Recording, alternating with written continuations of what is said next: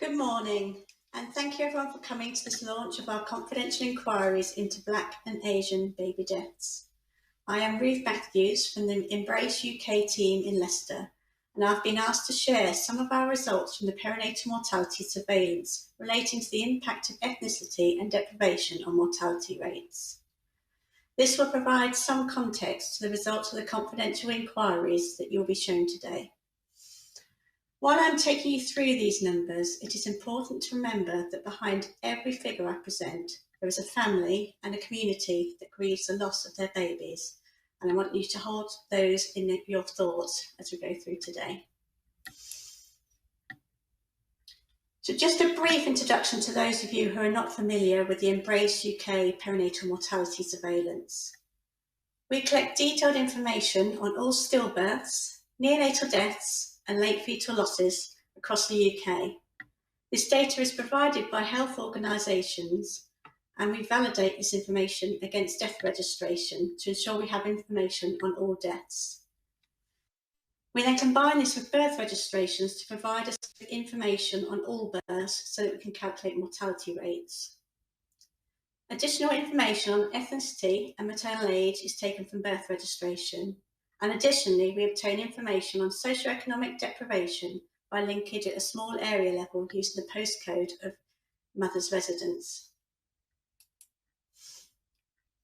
Firstly, to provide some context for the time when the confidential inquiries began in 2019, I'm going to show you differences in perinatal mortality rates by ethnicity and deprivation for births in 2019.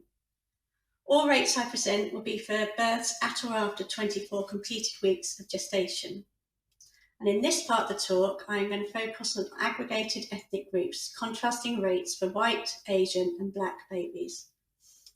Socioeconomic deprivation is measured using the Children in Low-Income Families Poverty Index, which I've divided into 5 equal groups called quintiles.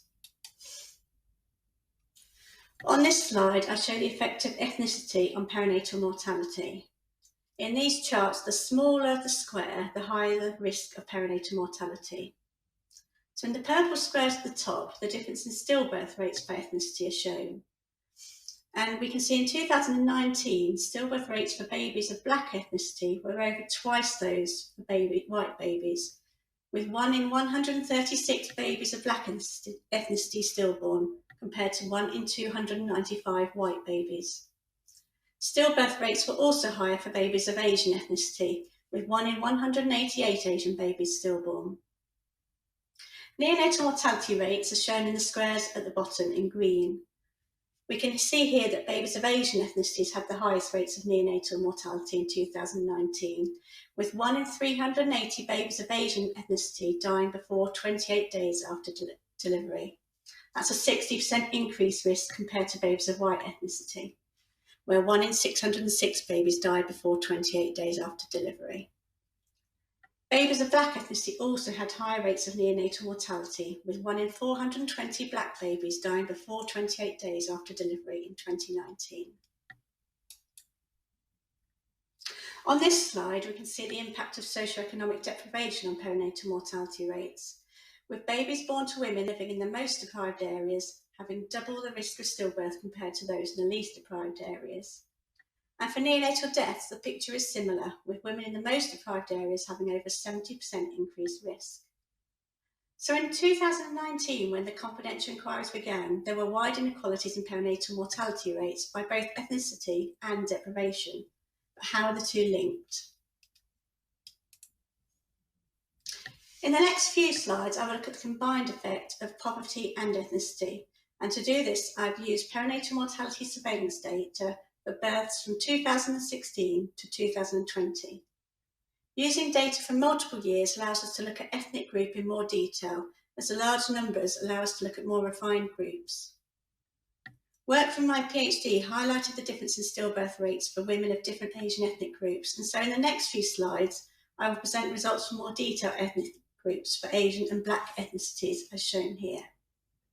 Deprivation is measured as before using the Children in Low-Income Families Index, with the total population divided in five equal groups. I'll just take you through how this graph is put together so you can start to see the implications of the different combinations of risk factors. So each of the blocks in this graph represent a different group of babies based on their ethnicity and the deprivation of where their mother lived, with deprivation ranging from the least deprived on the left of the graph to the most deprived on the right of the graph. In addition, ethnic group is ordered from the group with the lowest stillbirth rates at the top of the graph to the group with the highest stillbirth rates at the bottom of the graph. That's babies of Black African ethnicity. Stillbirth rates themselves are shown using the colours, so ranging from the lowest stillbirth rate in the yellow colour through to the highest stillbirth rates shown by the deeper purple colours. And this highlights the huge inequalities when looking at the combined impact of ethnicity and deprivation on stillbirth rates, with stillbirth rates ranging from 2.78 per 1,000 births in the top left-hand corner of the graph to 8.10 per 1,000 total births in the bottom right-hand corner. Babies of white ethnicity had the lowest rates of stillbirth, with rates ranging from 2.78 for those born to women living in the least deprived areas to 4.57 per 1,000 births for babies born to women living in the most deprived areas. In contrast, rates of stillbirth for babies of Black Caribbean, Black African, Pakistani and Bangladeshi ethnicity were extremely high. Rates for these babies for every deprivation quintile, even the least deprived quintile, exceeded rates for babies of white ethnicity in the most deprived quintile. Rates of over 7 per 1,000 total births were seen for 4 out of 5 quintiles of deprivation for babies of Black African ethnicity, with rates of 8.1 for the most deprived quintile. But now I want to highlight the fact that the population of births are not evenly spread across these deprivation groups by ethnicity. So while we divide all the births in the UK into 5 equal groups based on their deprivation, within each ethnicity there's a different proportion who are living in these areas. And so in this graph, the size of each bar represents the proportion of each ethnic group living in each deprivation quintile. So for babies of white ethnicity, around 1 in 3, that's 36% of babies, come from the most deprived areas of the UK. But when we look at the other ethnicities, you can see that for babies of Bangladeshi, Pakistani, and Black Caribbean and Black African ethnicities, around 2 in 3 babies from the most deprived areas. So babies of these ethnicity are nearly twice as likely to live in the most deprived areas. And if we apply these proportions to the first graph I showed, you can really see how these very high rates in the most deprived groups are affecting substantial proportions of the populations, particularly for babies of Black, Pakistani and Bangladeshi ethnicity. Similarly, we can see this pattern for neonatal death rates. Here, lower neonatal mortality rates are shown by the yellow colour, ranging to the highest rates by the darker greens. For neonatal mortality, babies of Pakistani ethnicity have the highest rates and are at the bottom of this graph.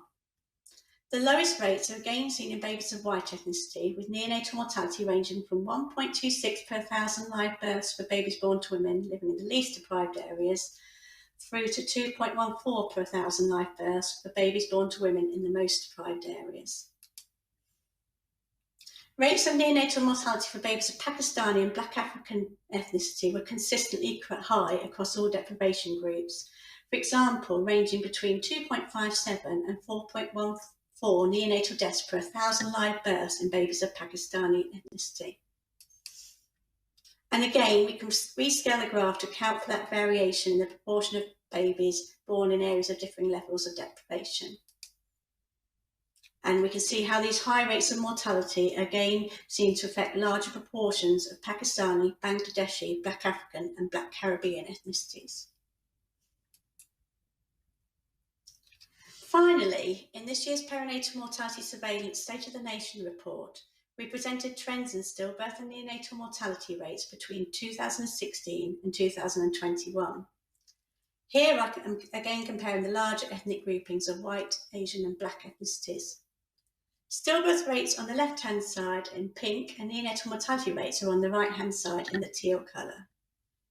We can see from this that there are still wide inequalities in stillbirth rates, with babies of Black ethnicity consistently having the highest stillbirth rates and also now having high neonatal mortality rates.